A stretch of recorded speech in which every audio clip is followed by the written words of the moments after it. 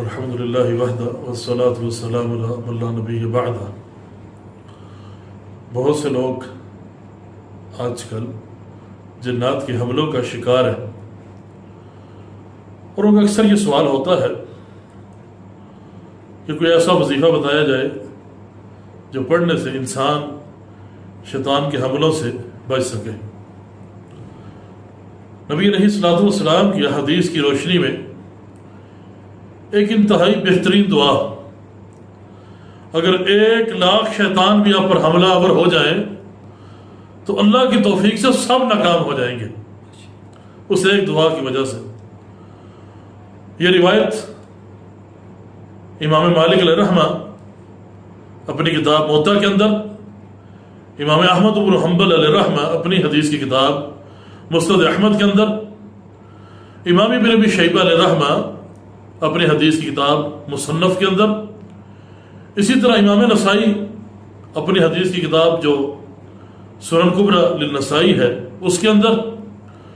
اور امام طبرانی علیہ رحمہ معجم کبیر کے اندر بھی اور معجم اوسط کے اندر بھی اس روایت کو نقل فرماتے ہیں کہ ایک مرتبہ رسول اللہ صلی اللہ علیہ وسلم پر حملہ کرنے کے لیے لاتعداد شیطان آئے،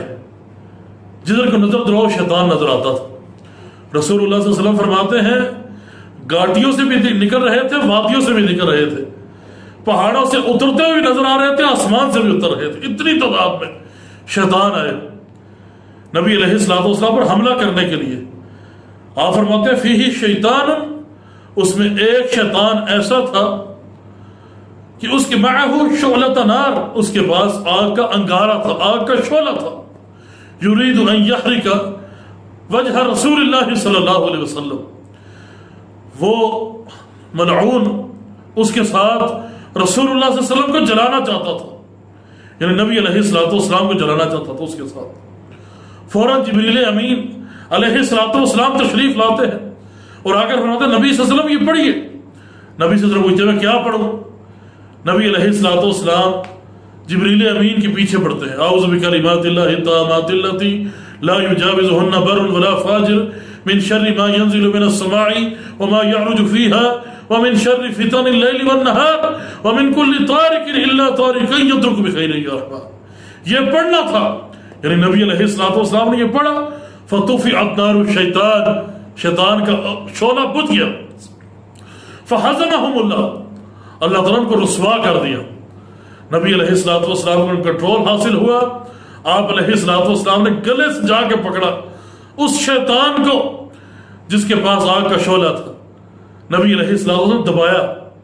یعنی کتنے فوائد حاصل ہوئے، کیا موقع تھا کہ ہر طرف شیطان نظر آ رہے ہیں، اس دعا کا پڑھنا ہے،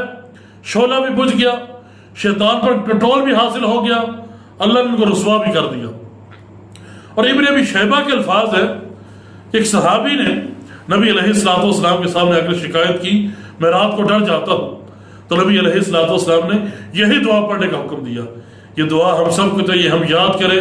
انتہائی بہترین دعا ہے جس کے فوائد کثیر موجود ہیں۔